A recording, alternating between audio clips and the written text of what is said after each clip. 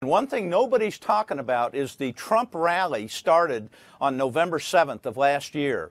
And this year, the rally peaked out on November 7th of 2017, just when people could sell the stocks they bought pre the presidential election and make long-term capital gains. I find that a simple observation, but I think it's a pretty good investment insight. What about all the tax bill kerfuffle? I mean, there's a lot of concern. No one really knows what's going to happen. So do you think that that causes us some uncertainty until we know what this final bill may look like and if it's going to pass or not? Well, I don't think you're going to get tax reform. I lived in D.C. Beltway, still pretty well connected on the Hill.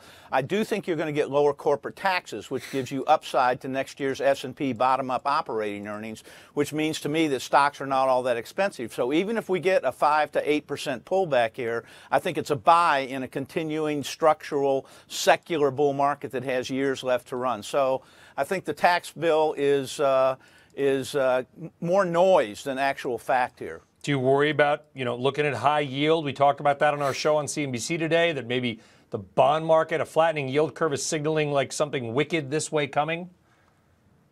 Yeah, I don't think that's the case. I think the numbers that came out recently on the economy are stronger than a garlic milkshake. I think the economy is a lot stronger than people think.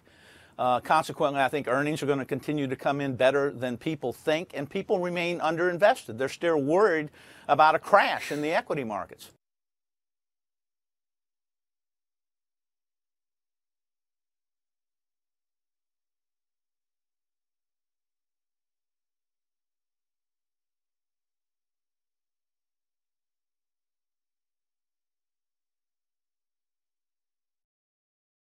Hey there, thanks for checking out CNBC on YouTube. Be sure to subscribe to stay up to date on all of the day's biggest stories. You can also click on any of the videos around me to watch the latest from CNBC. Thanks for watching.